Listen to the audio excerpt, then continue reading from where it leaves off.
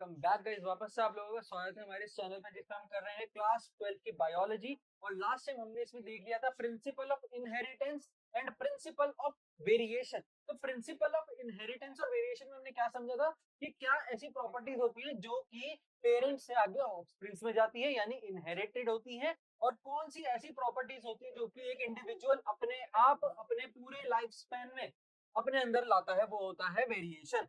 तो आज हम देखने वाले हैं क्या, मॉलिक्यूलर बेसिस देखने वाले हैं। किसका? मॉलिक्यूलर बेसिस देखने वाले हैं इनहेरिटेंस का। मतलब वो जो प्रॉपर्टीज जो पेरेंट से ऑफस्प्रिंग्स में गई वो कैसे मॉलिक्यूलर लेवल पर वर्क करती है, कैसे मॉलिक्यूलर लेवल पर वर्क करती है। तो सबसे पहली चीज जो हम देखने वाले हैं वो क्या है, वो है न्यूक्लिक एसिड और न्यूक्लियोटाइड। तो जो न्यूक्लिक एसिड है, न्यूक्लिक एसिड क्या है? न्यूक्लिक एसिड है पॉलीमर ऑफ न्यूक्लियोटाइड। मतलब बहुत सारे न्यूक्लियोटाइड मिलके न्यूक्लिक एसिड बनेंगे, न्यूक्लिक एसिड बनेंगे। बहुत सारे न्यूक्लियोटाइड मिलके न्यूक्लिक एसिड बनेंगे। अच्छा, तो अब न्यूक्लियोटाइड क्या होगा? अब न्यूक्लियोटाइड क्या होगा ये बात करते हैं, है ना। तो न्यूक्लियोटाइड में क्या क्या आएंगे? शुगर आएंगे, नाइट्रोजनस बेस आएगा, sugar, nitrogenous base, nitrogenous base, है ना।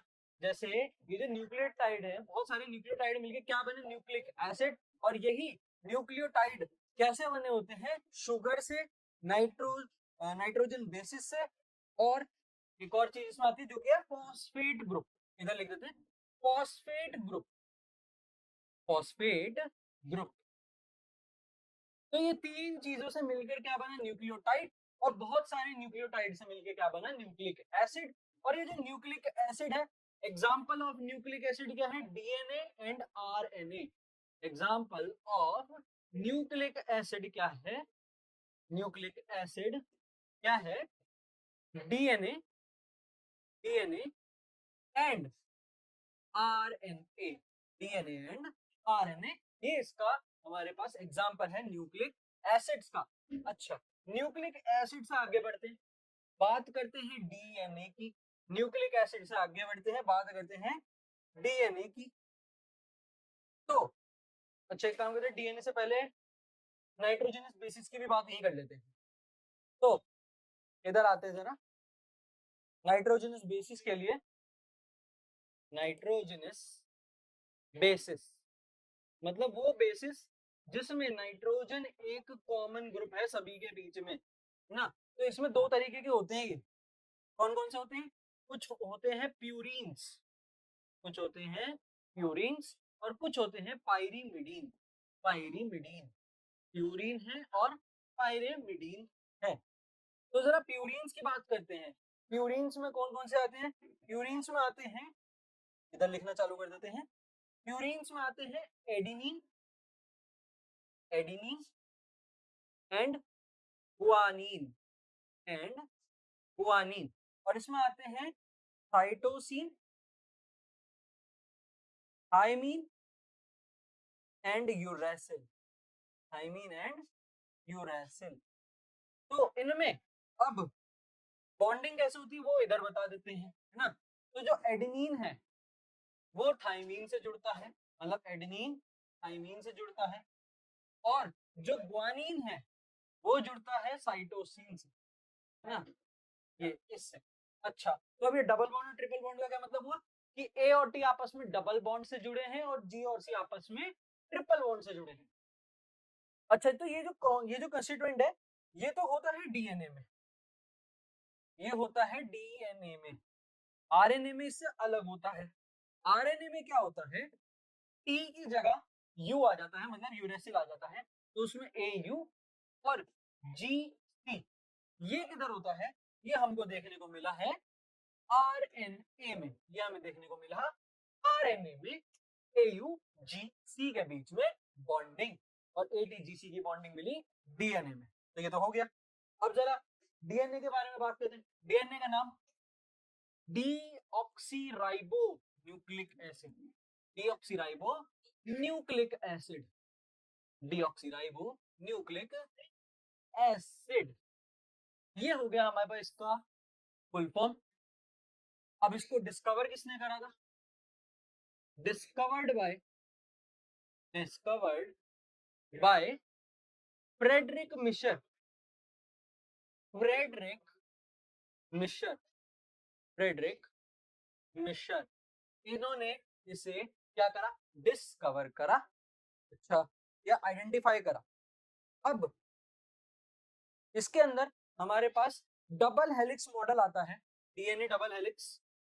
डीएनए डबल हेलिक्स मॉडल किसने दिया? डीएनए डबल हेलिक्स मॉडल सबसे फेमस मॉडल है जिसने डीएनए का हेलिकल स्ट्रक्चर बताया, और वो दिया था James Watson and Francis Crick. इनका नाम है Watson and Crick.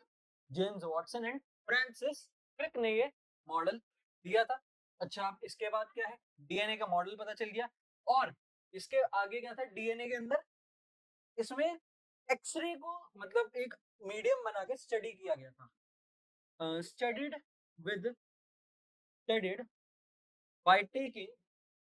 by taking DNA as a medium, sorry, DNA नहीं, X-ray as a medium, X-ray as a medium। अच्छा, वो कौन था जो कर रहा था ये एक्सरे को, है ना? इसको करा था विल्किन एंड फ्रैंकलिन ने। Joseph Wilkins and Roland Franklin Wilkins और फ्रैंकलिन ने इन्हें स्टडी करा एक्सरे में रख के। किसको? डीएनए को। तो ये डीएनए की जो पूरी नॉलेज हमारे पास है ये हमको है मिल चुकी एनसीईआरटी से। और एक और चीज इसमें ये है कि DNA is acidic in nature. DNA is acidic in nature. DNA acidic है नेचर में, ये आपको पता चल गया। अच्छा, अब इसके बाद क्या आता है? डीएनए का एसिडिक नेचर बताने के बाद चरगाफ रूल है। चरगाफ रूल जो मैंने काम करते हैं, एक ऐड करते हैं शीट, और इसमें बताते हैं डीएनए का हेलिकल स्ट्रक्चर के बारे में। तो ये एक स्ट्रैंड है डीएनए की, और ये दूसरी स्ट्रैंड है, ऐसा हो गया।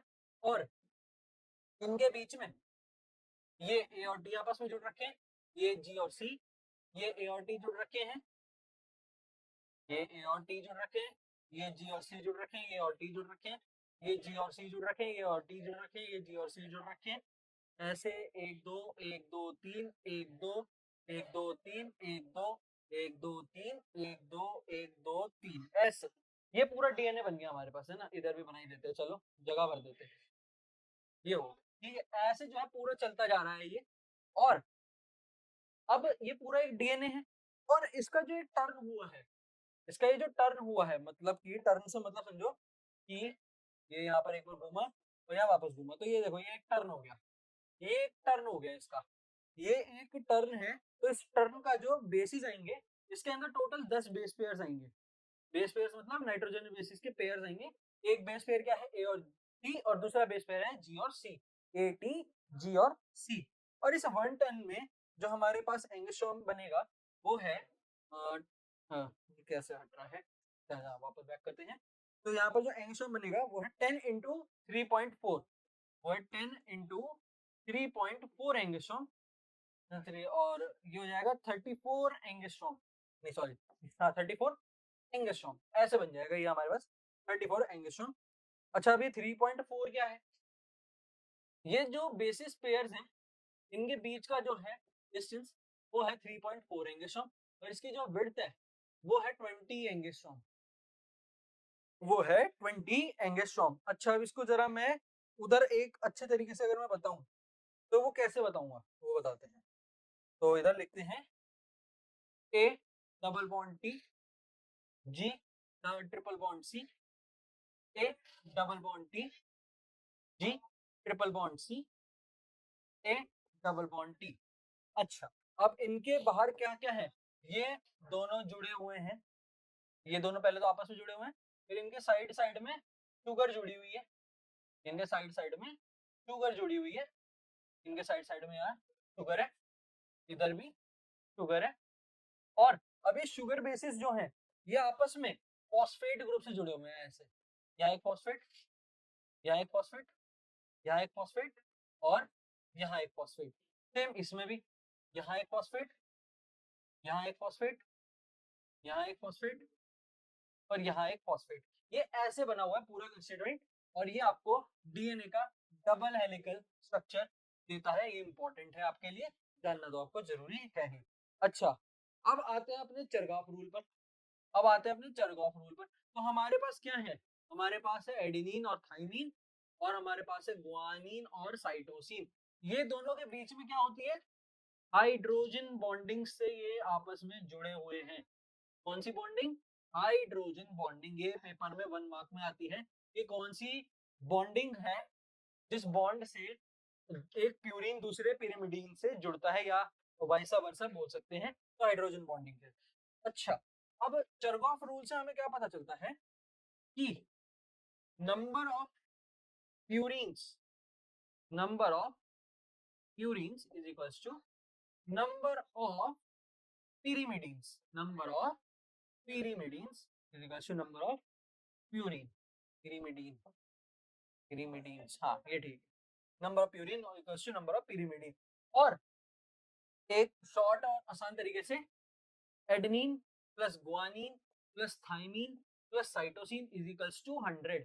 तो अब पेपर में न्यूमेरिकल अगर आएगा, जो कि मैं इंपॉर्टेंट क्वेश्चंस में भी लाऊंगा न्यूमेरिकल इसका, तो उससे आपको पता चल जाएगा ये न्यूमेरिकल का यूज कैसे होना है। और बाकी एनसीईआरटी में एक एग्जांपल तो गिवन है ही।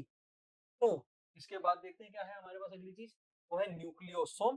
तो न्यूक्लियोसोम पढ़ने से पहले आपको यहाँ पर एक दिखेगा हिस्टोन ऑक्टामर, H1 हिस्टोन और डीएनए और कोर ऑफ हिस्टोन मॉलिक्यूल।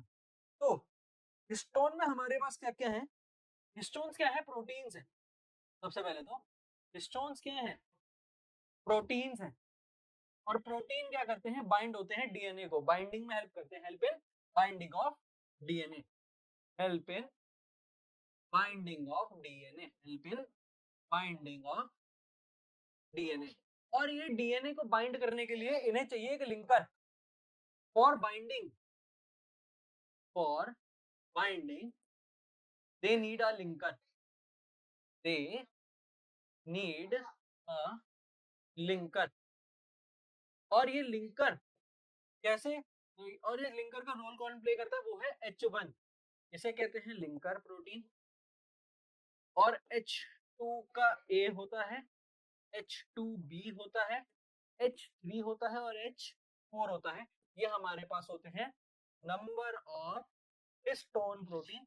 ये आप डायरेक्टली याद कर लीजिए क्योंकि इनका बेसिकली हमारे पास कोई वो यूज नहीं पूछा जाता हिस्टोन प्रोटीन्स का। बस जो मेन चीज है वो है बाइंडिंग में काम करते हैं, बाइंडिंग के लिए चाहिए एक लिंकर और लिंकर है H1, लिंकर है H1। अब न्यूक्लियोसोम में आपने देख लिया हिस्टोन ऑक्टामर है और हिस्टोन ऑक्टामर है और H1 हिस्टोन है और डीएनए है। और ये जो डीएनए है, ये जो डीएनए है ये कितने बेस पेयर्स का है, up to 200 base pairs, 200 base pairs का ये डीएनए है। अच्छा, अब ये हिस्टोन ऑक्टामर कैसे बनता है, हिस्टोन ऑक्टामर बनता है, हिस्टोन ऑक्टामर ये जो बहुत बड़ा सा बॉल हमारे पास रखा है वो कैसे बनता है, जब 2 इंटू ये सारा कौन कौन सा H1 सॉरी H2A, यहाँ से हटा दें एक बार इसे सारे और एग्जिट करो, मार्क H2A, H2B, H3 और H4। जब ये दो होते हैं तो ये मिलकर क्या बनाते हैं, हिस्टोन का ऑक्टामर यहाँ पर हमारे पास बनता है। अच्छा, ये हो गया। अब अगला क्या है, ट्रांसफॉर्मिंग प्रिंसिपल। ट्रांसफॉर्मिंग प्रिंसिपल किसने दिया था, ये ट्रांसफॉर्मिंग प्रिंसिपल दिया था फ्रेडरिक ग्रिफिथ ने, ये दिया था फ्रेडरिक ग्रिफिथ ने, फ्रेडरिक ग्रिफिथ ने ये एक्सपेरिमेंट करवाया था। और फ्रेडरिक ग्रिफिथ ने इस एक्सपेरिमेंट में क्या यूज किया था, उन्होंने यूज किया था Streptococcus bacteria, use Streptococcus bacteria, Streptococcus bacteria. अच्छा, अब इस बैक्टीरिया में क्या बताया उन्होंने कि इसमें 2 कॉलोनीज थी, they have 2 strains, they have 2 strains. अब वो 2 स्ट्रेन कौन कौन सी है? एक है रफ स्ट्रेन, एक है रफ स्ट्रेन और दूसरी है स्मूथ स्ट्रेन। ये रफ स्ट्रेन को बोला आर और दूसरी है स्मूथ स्ट्रेन, स्मूथ स्ट्रेन और स्मूथ स्ट्रेन है एस। तो रफ स्ट्रेन है आर, स्मूथ स्ट्रेन है हमारे पास एस। तो अब इसमें क्या था, ये जो आर स्ट्रेन थी हमारे पास, मतलब स्ट्रेप्टोकोकस की, ये नॉन वायरुलेंट थी, ये नॉन वायरुलेंट थी। और जो स्मूथ स्ट्रेन थी ये वायरुलेंट थी, ये वायरुलेंट थी। तो एनसीईआरटी में लाइन गिवन है कि जब इन्होंने माइस के अंदर स्मूथ स्ट्रेन इंजेक्ट करा तो माइस जो हो गया वो मर गया, माइस जो हो गया वो मर गया। और जब इन्होंने आर स्ट्रेन में करा, आर स्ट्रेन को जब इन्होंने इंजेक्ट करा माइस के अंदर, मैं दिखाते हैं, इंजेक्ट इन माइस, इंजेक्ट इन माइस, तो क्या हुआ, आउटपुट क्या आया, माइस जो है लिव, मतलब माइस जो है जिंदा बच गया, माइस जिंदा बच गया। और जब इन्होंने इधर करा, इंजेक्ट करा इधर, इसमें इंजेक्ट इन माइस, तो यहाँ पर एक केस में देखा कि माइस तो मर गया, माइस डाइड, बट एक एडिशनल केस निकला, एक एडिशनल केस निकला जिसमें जो माइस है वो जिंदा बच गया, जो चूहा है वो जिंदा बच गया। कैसे? वो इन्होंने एस स्ट्रेन को हीट किल्ड कर दिया, हीट किल्ड कर दिया, मतलब उसको इतनी ज्यादा हीट दी कि उसके अंदर का जो डीएनए और वायरुलेंट मटेरियल था वो मर गया। Heat killed S strain, heat killed S strain की वजह से माइस जो है वो जिंदा बच गया। तो ये था ट्रांसफॉर्मिंग प्रिंसिपल। ट्रांसफॉर्मिंग प्रिंसिपल क्या था? अब इसका बायोकेमिकल कैरेक्टराइजेशन किसने दिया ये भी बता ही देते हैं। बायोकेमिकल कैरेक्टराइजेशन किसने दिया? वही जो ग्रिफिथ ने क्या बताया था, ट्रांसफॉर्मिंग प्रिंसिपल बताया था। तो ये दिया था मैक्लियोड, एवरी एंड मैकार्टी ने, and McCarty, Avery, MacLeod and McCarty ने ये ट्रांसफॉर्मिंग प्रिंसिपल का कैरेक्टराइजेशन बताया था। और इन्होंने क्या बताया कि जो ट्रांसफॉर्मिंग सब्सटेंस है वो डीएनए ही है, जो ट्रांसफॉर्म कर रहा है सारी चीजों को, वो कौन सा चीज है, वो डीएनए है। Transforming substance is DNA, transforming substance is DNA. Transforming substance क्या निकला? डीएनए निकला, ये उन्होंने बता दिया। अच्छा, अब इसमें और क्या क्या चीजें आ सकती हैं? इसमें डाइजेस्टिव एंजाइम्स थे, इसके अंदर डाइजेस्टिव एंजाइम्स थे। तो यहाँ जरा हेडिंग डालते हैं, डीएनए के अंदर डाइजेस्टिव एंजाइम्स थे और वो 3 तरीके के थे। एंजाइम्स, डाइजेस्टिव एंजाइम्स वो 3 तरीके के हैं। तो पहला तरीका, दूसरा तरीका और तीसरा तरीका, तीनों की इधर इधर बात करेंगे। ट्रांसफॉर्मिंग सब्सटेंस जो डीएनए है, डीएनए के अंदर 3 तरीके के एंजाइम्स हैं। पहला है प्रोटीएस, मतलब जिसमें प्रोटीन है, मेन पार्ट प्रोटीएस। अगला है आरएनएस, आरएनएस और अगला है डीएनएस, अगला है DNS, DNS, RNS and protease, ये 3 हमारे पास हैं। और अब इसमें से ट्रांसफॉर्म किस किस में हुआ, इन्होंने इन डाइजेस्टिव एंजाइम्स की वजह से पता लगाया कि प्रोटीएज में तो ट्रांसफॉर्मेशन हो गई, प्रोटीएज में ट्रांसफॉर्मेशन हो गई, ट्रांसफॉर्मेशन अकर्स। सेम चीज आरएनएज में रही, बट डीएनए में डिड नॉट अकर। और जब इसके अंदर कुछ ट्रांसफॉर्म नहीं हुआ, मतलब यही वो चीज है जो ट्रांसफॉर्म कर रही है, इसलिए डीएनएज जो एंजाइम है किसके अंदर, डीएनए के अंदर, वो क्या निकला, वो निकला ट्रांसफॉर्मिंग मीडियम या ट्रांसफॉर्मिंग सब्सटेंस निकला डीएनए, ट्रांसफॉर्मिंग सब्सटेंस निकला डीएनए। अच्छा, अब ये एक हमारे पास हर्शे और चेज का एक्सपेरिमेंट है। ये हमारे पास बैक्टीरियोफाज है, मतलब बैक्टीरिया किलिंग वायरस है ना, और बैक्टीरियोफेज शायद वायरस किलिंग बैक्टीरिया है। हाँ, तो इन्होंने जब यहाँ पर इसे इंजेक्ट करवाया, यहाँ पर इन्फेक्ट करवाया और फिर ब्लेंड करवा के जब इन्होंने यहाँ देखा तो no radioactivity detected in the cell, no radioactivity detect in the cell और radioactivity detected in supernatant, मतलब जो अलग से निकल गया उसके अंदर दिखी सुपरनेटेंट में। ये क्या था? रेडियो एक्टिव 35A से लेबल्ड प्रोटीन कैप्सूल। ये लेबल्ड प्रोटीन कैप्सूल थी, ये प्रोटीनेशियस कैप्सूल थी, मतलब प्रोटीएस था। और ये क्या था? ये लेबल्ड डीएनए में था, इसमें डीएनए मेन था। और डीएनए में जब इन्होंने ब्लेंड और सेंट्रीफ्यूज करवाया तो इन्होंने क्या देखा कि रेडियो एक्टिविटी तो सेल के अंदर दिख रही है, सेल के अंदर रेडियो एक्टिविटी दिख रही है, सुपरनेटेंट जो बाहर निकल गया उसके अंदर कोई रेडियो एक्टिविटी नहीं दिख रही है। ये हर्शे और चेज का एक्सपेरिमेंट था। अब आज का फाइनल टॉपिक क्या है? वो है semi conservative DNA replication. Semi conservative DNA replication. तो ये किसने दिया था? सबसे पहले सेमी कंजर्वेटिव नेचर क्या है कि मतलब जब भी एक डीएनए के स्ट्रैंड का रेप्लिकेशन होगा तो एक स्ट्रैंड बचा रहेगा, एक स्ट्रैंड नया बनेगा, वापस से एक स्ट्रैंड बचा रहेगा और दूसरा स्ट्रैंड नया बनेगा। ये जो है सेमी कंजर्वेटिव, मतलब जो ये है ये इधर जाके बच गया तो जो ये भी रह गया, तो आधा तो बचा रहेगा। सेमी मतलब आधा, आधा बचेगा एक नया बनेगा, आधा बचेगा एक नया बनेगा। तो ये क्या था? सेमी कंजर्वेटिव नेचर था डीएनए का। अब ये दिया किसने था उसकी बात कर देते हैं, ये कहां से आया, कैसे हुआ। तो फर्स्ट प्रपोज बाय वॉटसन क्रिक, इन्होंने ही दिया था जिन्होंने डबल हेलिक्स मॉडल दिया था। First propose by Watson and Crick. Watson का पूरा नाम है जेम्स वॉटसन, क्रिक का पूरा नाम है Francis Crick. Watson and Crick. और एक्सपेरिमेंटली किसने प्रूव किया? एक्सपेरिमेंटली प्रूवन बाय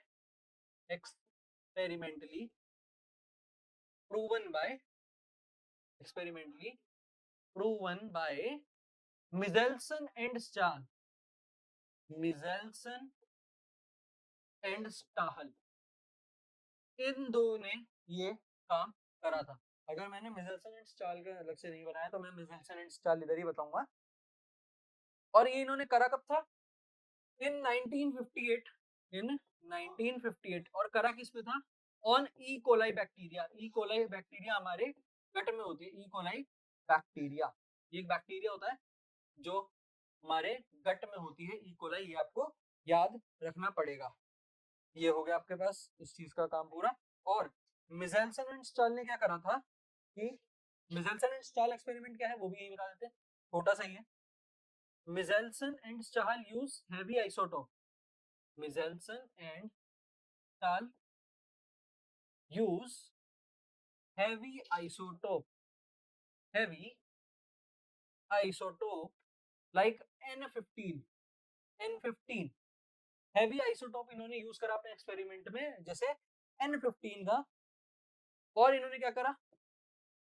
ग्रू ई कोलाई, जो ई कोलाई पे इन्होंने काम करा था, ऑन NH4Cl, इस कंपाउंड के ऊपर ई कोलाई को ग्रो करवाया, सेंट्रीफ्यूगेशन करा हाई स्पीड पे, सेंट्रीफ्यूज एट हाई स्पीड। ये इन्होंने तीन चीजें करी अपने एक्सपेरिमेंट में। हैवी आइसोटोप यूज करा और साथ साथ में इन्होंने ग्रू करा ई कोलाई को और सेंट्रीफ्यूज करा हाई स्पीड पर। इन इसका एक काम और मीडियम में लिख दो, इन सीजियम क्लोराइड, इन CaCl में करा इन्होंने। और इससे ही इन्हें क्या पता चला कि जो सेमी कंजर्वेटिव नेचर है डीएनए का वो कैसा है, जो इससे पहले डायग्राम बनाया था। और ये वाला काम करते ही डीएनए से रिलेटेड हमने सारी बातें तो कर ली हैं। नेक्स्ट टाइम हम इसमें लेकर आएंगे आरएनए से related videos. Thank you so much.